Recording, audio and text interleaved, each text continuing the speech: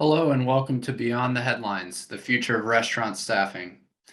I'm Parker Milner, food editor for the Post and Courier, and today we'll be digging deeper into my recent story titled Staff Shortages Persist at South Carolina Restaurants as COVID Surges. Some owners see a path forward. I'm joined this afternoon by Michael Shemtov, owner of the Butcher and Bee and the Daily in Charleston. In addition to his footprint here locally in Charleston, Michael has restaurants in Nashville and Atlanta, where he recently opened up a second location of the Daily.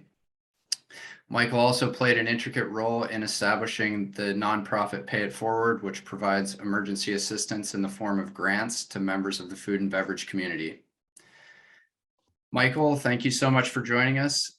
Could you tell us a little bit more about your background to get us started? Sure. Thank you, Parker. I've been in the restaurant business my whole life. I was a college Charleston student from 96 to 2000 and knew while I was at school that I wanted to start a restaurant after. So my first restaurant opened January of 2001, and that was the Mellow Mushroom on King Street. At one point I had 4 Mellow Mushrooms in Charleston. Now I'm down to just the one in North Charleston. We had 10 restaurants pre-pandemic. We're at 6 now, but we have a few more in the works in Nashville and Atlanta. So been doing it for a long time, not a chef, but I do love cooking. I love food.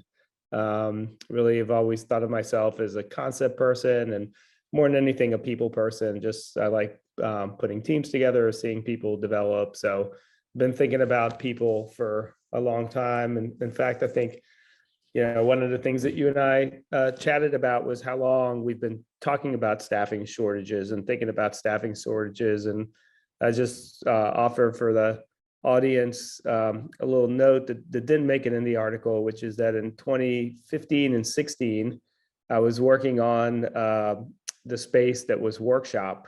We closed it last year, but we opened it May 1st of 2017. So that means we started working on it in 2015.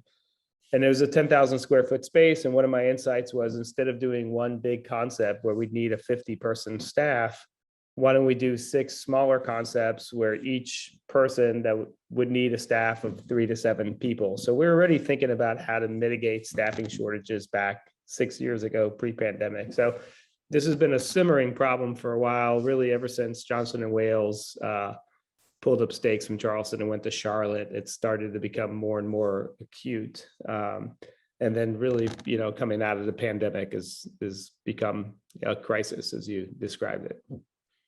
Yeah, and it's interesting you bring up Johnson and Wales. I think we had a subscriber question before we started here, kind of related to that. So we should be able to touch on that a little bit later. But during the reporting process for this story, I talked to between 10 to 15 local chefs and restaurateurs, some that didn't make it into the story. And prior to the story's January 18 run date, I believe Michael and I had at least 3 conversations about this topic. And obviously, like I said, there were a lot of people in the article, so I could only include so much of my talks with Michael, but I'd really like to expand on some of our conversations here.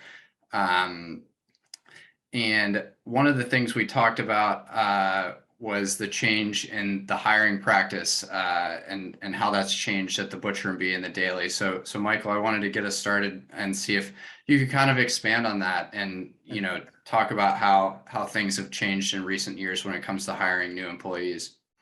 Yeah, I think that a lot of these questions, they're sort of like, here's what it was like in the before times, and here's what it's like now. And it's interesting. I hope would be interesting for the viewers and the readers to hear about those changes. So, when I started the Mellow Mushroom on King Street, actually part of our MO was to try to talk people out of a job at the interview. And we felt like if we weren't able to talk them out of the job, then they actually would make a good fit. So that was something that we did. We sort of would listen to them, and then we would tell them every negative thing about that we saw that sort of might affect them. And our thought was like, if you hear that and you pass, great. If you hear it, you're saying, I'm still interested. And when I say we made it difficult for people, I mean, we didn't have applications on purpose. We wanted to see when somebody came in and asked for an application, what they would do when we said to them, I'm sorry, we don't have any. We want to see like who would say, can I go get one from somewhere else and bring it in? Or can I make my own? Or so we try to put up all these roadblocks. And then in the Butcher and Bee days, we had a process that was like you interviewed with one person, sort of a gatekeeper type who just measured cultural fit and sort of attitude. And then you would meet with a few more people on the team over the course of a few days. And then you would set up a stage. And I would say at some point we moved, I don't know, close to a decade ago to paid stages. So we don't ask anybody to work for free. We pay them cash or write them a check at the end of their stage shift. But a stage from the French stagiaire means basically a working interview. And then after that, we would offer you the job. And then what we found over the last few years is we kept losing people in that process. And so now we've actually inverted it. Now our attitude is interview them, hire them right off the rip. And then we're going to look at their first shift, first week as a working interview. If it's not a good fit, we'll let them go right away. For their sake, for our sake, I always say, it needs to be a win-win. So we need to see how they're going to benefit from working for us and vice versa. And so we now try to hire really quickly, still let people go quickly, but we just inverted the process and say, instead of a job offer like happening at the end, we now like, even if you're present well on paper, we might offer you the position and then interview you and then have the working interview. So that's been a part of it. And talking to our team, just preparing for today, they said still, if 2 people out of 5 show up for an interview, that's a success. And that's about the rate that we're running, is 2 out of 5 showing up for the interview. Again, we try to speed up how quickly we reach back out to them, how quickly we set up interviews. But even then, I think, and part of why we reversed our process was just this realization that other restaurants are probably just offering people a position. There's so much desperation for employees that other people are probably just saying, just start, like you're offered a job. And so people may not be incentivized. They don't have an incentive to wait and do a working interview with us when somebody's offered them a job just based on their resume. So. Yeah, and we just had a question come in here, Michael, and for everyone who's listening, whether you're listening with us live or listening to the recording afterwards, feel free to submit your questions using the Q&A function in the Zoom chat. But Laureen asked, have you talked with a human resources consultant to get some standards for hiring and interviewing? And I kind of wanted to know, like, whenever you are interviewing these people, is there somebody who's dedicated to doing that, or does somebody who's working at the restaurant kind of have to take time from what they're doing and then to go do the interview? Yeah, so great questions. I mean, for a long time, I'm 20 plus years into restaurant ownership. For a long time, I did almost all the interviews myself, if not all the interviews myself. At least I would do the first interview, or I would do a second interview myself. I like it. And also at some point I stopped and counted. I opened, 7, 8, 9 restaurants and over 20 years. And I think I've interviewed 5,000 or more people. If I just count how many people have worked for us over the years in Charleston, it's close to 1,000, if not more. So it's actually hard to just navigate the streets of Charleston to go out for a meal without running into somebody that I've worked with at some point in my life. But yeah, to your question, I did, when I started, I did a lot of reading about interviews. And so I used to have a pre-populated list of interview questions, and I studied a lot what technology companies were doing because they were really at the vanguard of interviewing. And so they would ask questions. I learned from them to ask questions that really dig into somebody's mental process, like you wouldn't know the answer to. So I'm not saying that a line cook or a dishwasher would get this question, but we would ask a management applicant, for example, like how many gas stations are there in the state of Florida? And we don't expect them to know, right? It's like, how many jelly beans would it take to fill Mount Rushmore? We just want to see, how did they work through that process? Are they just pulling out a sophisticated wild ass guess from their mind, or do they have some way of thinking like, okay, well, Jacksonville probably has X number and there's X number of cities the size of Jacksonville. And so we have, and I know that might not impress the reader that we asked this curveball question, but we got that from technology companies who are asking those sort of questions. So we have a certain cadence, and for anybody out there who interviews people, if this is useful for you, what we always do is spend the first section talking about that person, getting to know that person, about 30 minutes of that. And then if they've qualified themselves, then we'll pivot to answering their questions about us. And then at the end, we still explore anything that might have come up that sounds like a red flag. So that's the sort of cadence of the interview. We did add an HR position in the company a few years ago. So we now, our HR director now posts all the ads and does most of the initial interviews. And then once they qualify somebody, then they interview with the person who they would be directly reporting to. So I am a believer in team interviews. I always tell the team that like the staff is like a body in the cells of a body. And like when something comes into the body that's foreign, that doesn't belong, all the cells of the body attack that person. I don't want our staff to like literally attack somebody, but I want our staff to all come to us and say, that person doesn't fit. And in fact, that happens, and it happens, I won't say regularly, but it's not unusual for us to get feedback from the staff about somebody not being a great fit for us. And we're big believers in like we used to be big believers in hire slow. Now we're believers in hire fast, fire fast. But we used to be hire slow, fire fast. But yeah, and you mentioned team and the team element. I come from a sports background, as you know, and kind of when I was playing hockey, it was you just had to do whatever it took, and sometimes you weren't treated that well, and I think that's changing in sports, and it seems to be changing in restaurants as well, and has been for a while. Could you talk a little bit about your early experiences working in restaurants and what it was like then, and how it's changed to where it is now, and some of the team elements that you're implementing at your restaurants? Yeah. So, I mean, I'm certainly not proud of the entire history of the restaurant industry. I mean, there's certainly a lot of valid criticism for how restaurants have treated employees in the past, especially at the extremes, honestly, sort of the smaller mom and pop stores that have sometimes paid people, for example, a salary, but then scheduled them, 60, 70 hours a week, and really have not been in the spirit of what a salaried manager should be doing, to at the high end.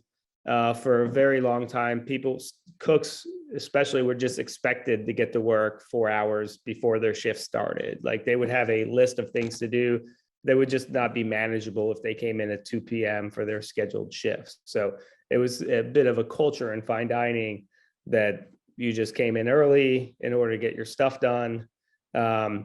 We have always had a principle of like, we pay you for all the time that you work. Nobody's expected to work for free. If there's a staff meeting, everybody gets paid for the staff meeting. If somebody gets paid, say like the federal minimum wage, $7.25 plus tips, if they come for a staff meeting, we're going to pay them $15 for that hour. We're not going to pay them $7.25. But there's been, there's certainly been issues, and I think valid criticism. And I think a lot of the conversation is, why would people want to go back to these jobs that are so hard, where the pay is not as well as, that don't pay as well as they can make elsewhere? And I think that's valid. It's worth exploring. When I started, I was making $9-10 an hour, and that was sort of the goal, was to make $10 an hour as a cook. Another thing, when we opened, we very proudly were open every day of the year except for Thanksgiving and Christmas. And I remember that at the Daily, one year we realized like, oh, we can open a half day on Thanksgiving, because people want to come in for breakfast before. So even like the old saying of like open every day but Thanksgiving and Christmas went out the window, because like, hey, we're now open Thanksgiving. But now the past 2 years, we've taken Thanksgiving off at the Daily. September, we gave our staff like company-wide a 2-day mental health break.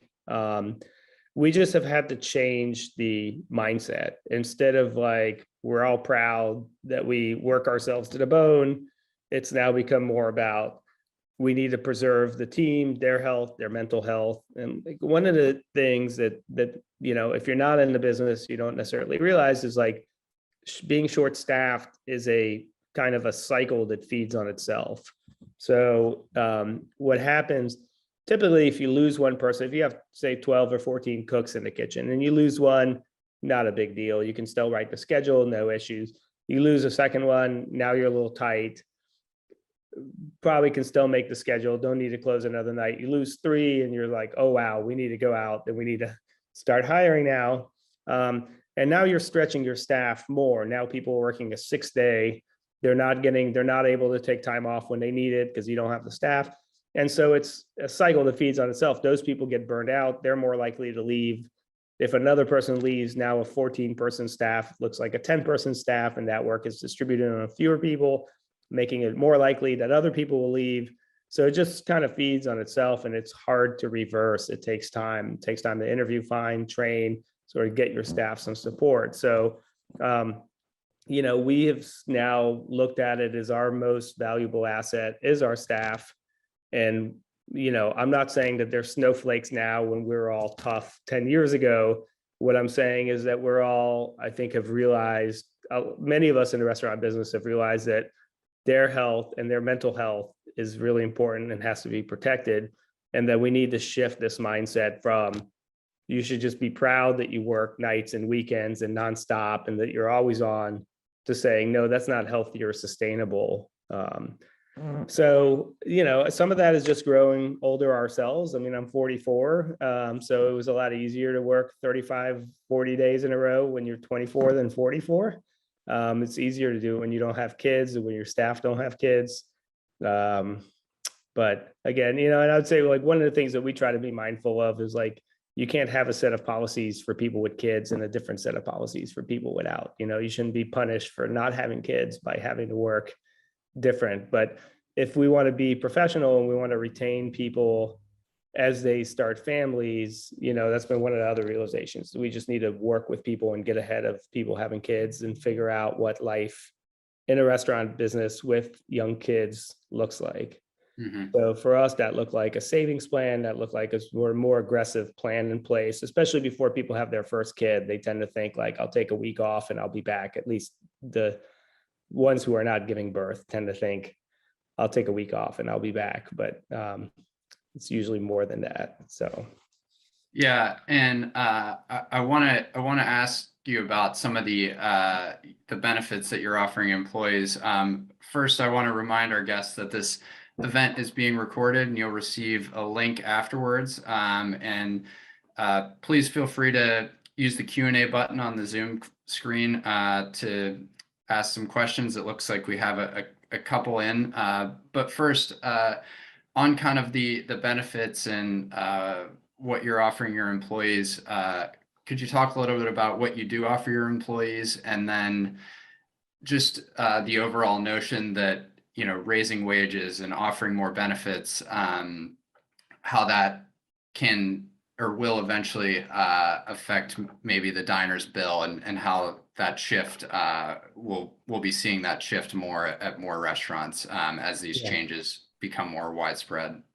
Well, I think to start at the end, and let me also say any questions that we don't get to, I'm happy to answer sort of afterwards. So please put them in the Q&A, even if you see that we're way behind on the questions that are already on there. We'll get to them, and we'll Parker and I chatted yesterday, and so we'll provide people a way to ask follow-ups if they have them. But Mike Latta, who was interviewed in the article, mentioned that their restaurants are now open 5 days a week instead of 6. And some of that was because they needed to maintain the high standards. I mean, I had somebody reach out to me, and Mike's a friend, and I have tremendous respect for him and Adam and their teams at Fig and Ordinary are 2 of my favorite restaurants in town. But I remember somebody reached out to me and said, wow, it must be really bad because, I just saw that a restaurant posted, one of Lada's restaurants posted something to the effect of like, do you want to learn how to cook? No experience necessary. We're hiring, and they're set up well for it. And let's say Fig is especially famous for like training great people. If you look around, there's a lot of restaurants in Charleston that have Fig alumni heading the kitchens. but it was really an eye opener for that person to say like, wow, even there, they're like saying, come on in, we'll train you. Where previous, it would sort of be like, send us your CV and we want to see that you have, minimum of X amount of experience at nicer restaurants. So for them to go 5 days a week from six, their rent's the same, their fixed costs are the same, maybe their labor at the margin is a little bit lower. But probably what it's meant is that people are just working 5 shifts instead of six. And so they're salaried people at least. And so you have to make up for that somehow. And I think that's part of why you're seeing restaurant prices rise across the board. I mean, other things, this isn't an issue at Fig, but at the Daily, certainly it's an issue. To go box pricing has gone up tremendously in the pandemic. A lot of demand for delivery services, obviously a lot of food shifting to the go, supply chain issues. So I can quantify that for you. But it's been, somewhere between a 50 and 70% increase on some to-go packages, if you can get them. There's certain things like to-go cups that are just in short supply. And so, one of the things that I like explaining to people is that the margins in the restaurant business tend to be low or mid-single digits. I mean, if you have a very, very successful restaurant, you might be running at 12 to 15%, but most restaurants are running 5 to 7 if they're profitable at all. And so if you have a cost increase of 2% on your cost of goods and your paper goods. So, I mean, I'll give you an example on the paper goods side. So at the Daily, we used to target 1.5% of our sales. 1.5% of every dollar that came in would go back out in paper goods. In the pandemic, it was between 4.8 and 5.1. So we're talking about a 3+% increase. Okay, so if we're 6% profitable at the Daily, literally half of our profits just disappeared because of increased to-go package costs.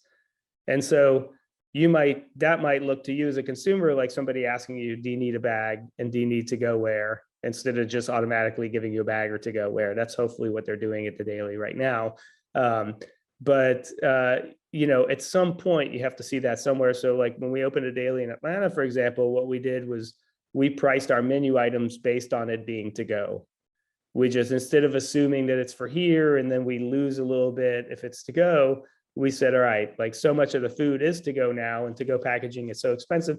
Let's make sure that we can meet the margin that we need to if it's a to-go item, and then we'll make the extra margin if it's for here. And so a lot of us have just had to shift that mindset. The as big of an issue has been, cost of goods increases and just labor costs. And Parker, you and I talked, like we used to bring cooks in 13, 15 bucks an hour. That was pretty common wage for cooks at sort of a restaurant of the caliber of Butcher and Bee across the South. When I would talk with other chefs or restaurant owners, not that we're colluding, but just sort of how's it going? What are you paying?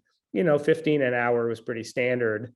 And now it's really 17, 18, 19 an hour is standard. And, one point I'd like to make is I don't chagrin it. Like I'm happy for people making more money. I'm not looking for ways to pay people less. Like I actually think it's good. I think food should cost a little bit more than it does. And I think that labor should cost more than it does. It needs to be a sustainable job. It needs to be a job that, you can be a line cook now and make $40,000 a year, not in a salaried position. And, some people might be listening and say $40,000 a year, that's nothing. But I would tell you pre-pandemic, you might've been making $26,000 or $28,000 a year. And so it's nice to see, especially in Charleston, as housing costs have gone up. But there is a certain level at which if it goes much further than this, it's going to be hard to hold the line on pricing or really to be, operating at a profitable level. Yeah, and I think the more, to your point, the more we can kind of talk about the margins at restaurants and what goes into everything. I think the more people can understand why their bill is going to be more expensive, and you won't maybe get that reaction where somebody sees an $18 burger and they've totally baffled or feel that it shouldn't be that price.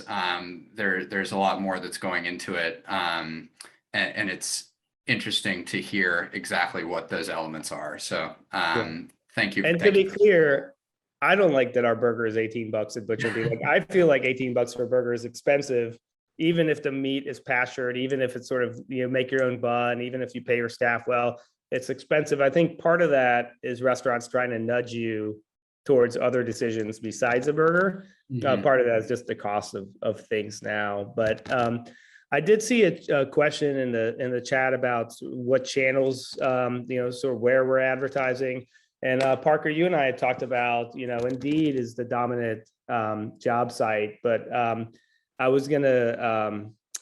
just pulled up. So I get, every time our account on Indeed is set up, that every time we hit $500-ish, they run our credit card, and then I get an email. And so I'm just going to read you from this period in late October. So on 10/26, I got an email that they charged our card $556.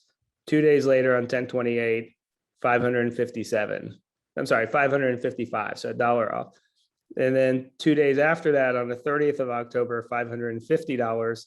And on the 2nd of November, 421. And on the 5th, 550. So we're talking from the 26th to the 5th, which is about a 10-day period, 1, 2, 3, 4, 5 charges of roughly $500 or more dollars each. So just an incredible amount of money. And one of the issues, there was a question earlier about an HR person. So, the HR's person's job is staff us up. So they're going to go full throttle. They're going to post an ad everywhere. That's sort of like you give a person a hammer and everything looks like a nail. You give somebody a mandate of get us fully staffed, and they're going to go on Indeed and LinkedIn and Monster and ZipRecruiter and all these places. And so we've had to sort of rein that in and build some practices around that. We're happy that the person was working very hard to get a staff, but like I told you, it was 1% of every dollar coming in was going to Indeed, and that's not sustainable for us. So we actually, we get a lot of great leads from our website.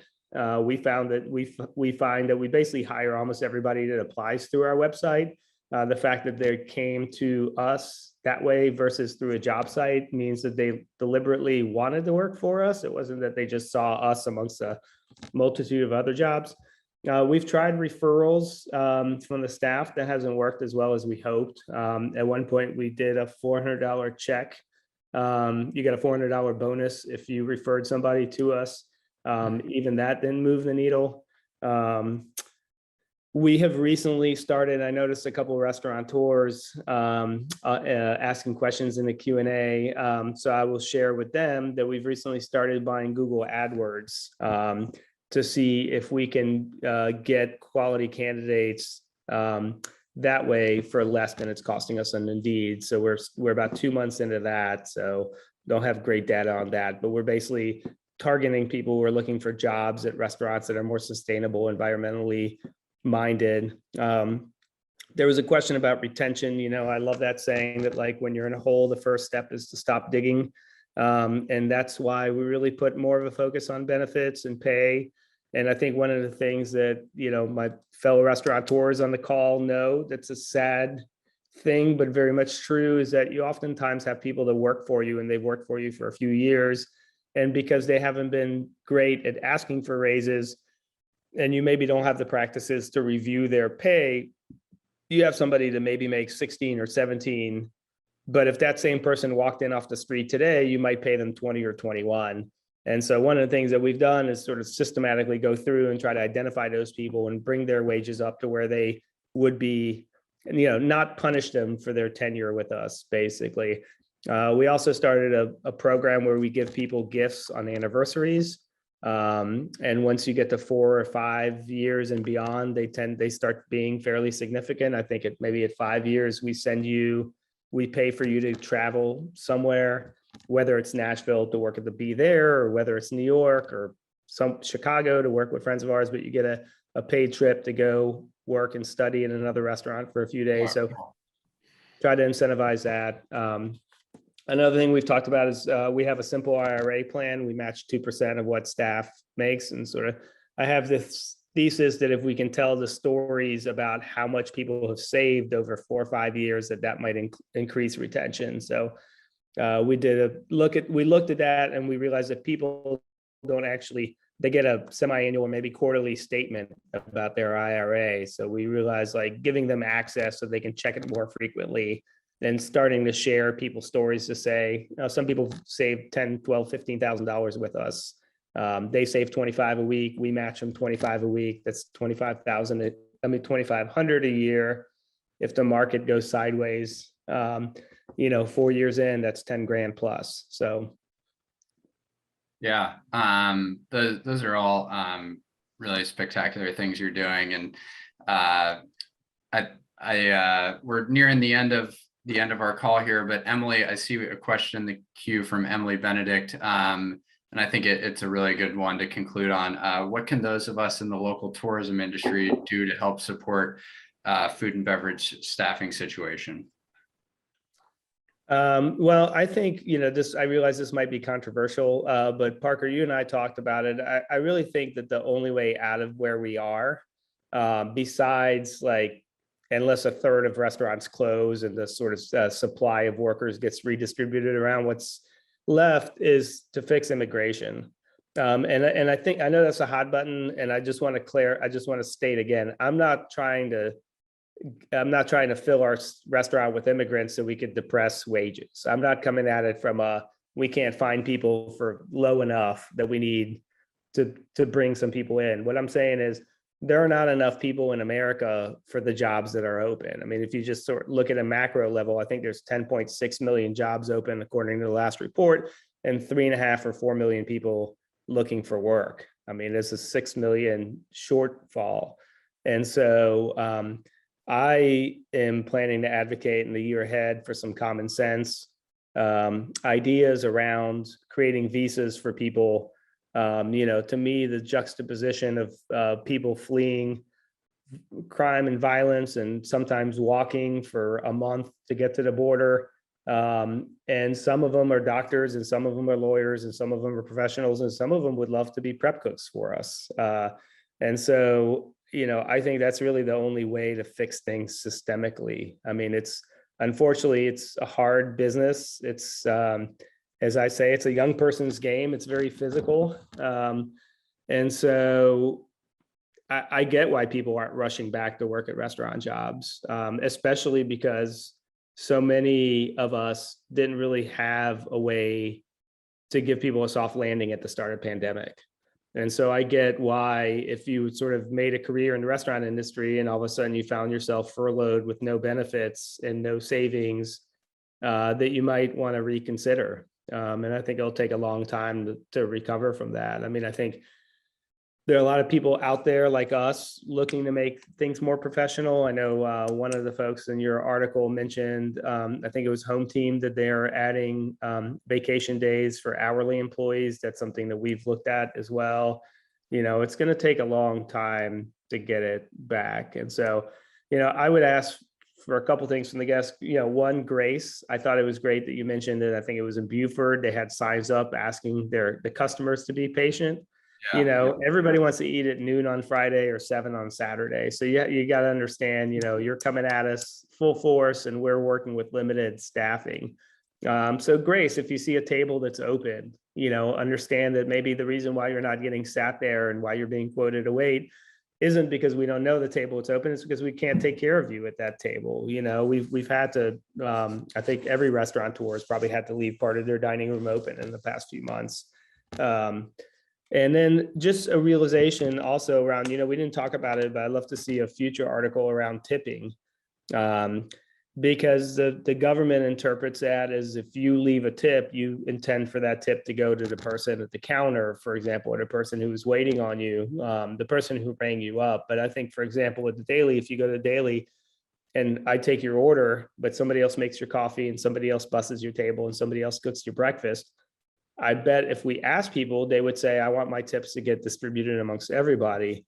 And so that's actually what we've done at the Daily. We put a sign that says your tips get split amongst everybody. If you want it to go to a specific person, it goes there. But I'd love to see some broader consumer awareness around tipping, and more support for service charges and not having tipped employees, and just more of an understanding of how tips work. I mean, At some of our places, we have servers who work a 5-6 hour shift and make $35 to $40 per hour on average. And then we have folks in the kitchen, or in the dish room or in prep room working an 8 hour shift at, 14, 15, 16 an hour.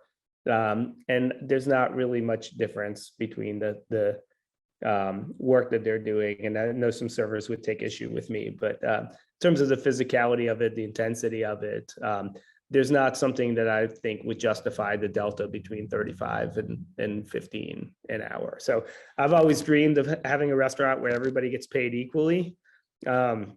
We haven't been able to manifest that yet, but the more consumers are aware of how things work, I'll leave you with this quick story. Somebody reached out to my wife and they said, a group of us are going out to dinner and everybody's going to tip the server $100. There's going to be 5 of us and we're going to leave a $500 tip.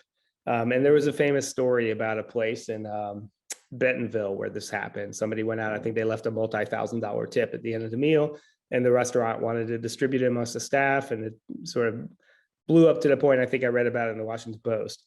And my wife did the right thing, I think, which is she sent back a message in the group text saying, this is not a good idea. If you want to do this, let's get, instead of a $500 tip, let's bring $25, $20 bills and let's give everybody that's working that night a $20 bill. That's much more equitable than giving the server $500. So the more people can be educated about the inner workings of restaurants, I think the better we are as consumers and as restaurateurs and business people. Yeah. Well, that's those are really great points. And Michael, I can't thank you enough for joining us. Your transparency and just your thoughts on this situation that we're going to be continually following, along with tipping. Definitely something that I'm keeping my eye on. So I really appreciate you being here. And like Michael said, we did talk about this yesterday. He's not just saying that if we didn't get to your question and you'd like him to answer it, we have his email address in the chat here. So please reach out to him or me, and we'll pass those questions along to him. I want to ask anyone if you'd like to follow our food and dining coverage. Please subscribe to our newsletter. It's written by me weekly. You can do that by visiting postandcourier.com/newsletter-sign up. And to any subscribers watching, or if you're not a subscriber, you can subscribe to the Post and Courier by visiting postandcourier.com/subscribe. Thank you again for joining us, and have a great day.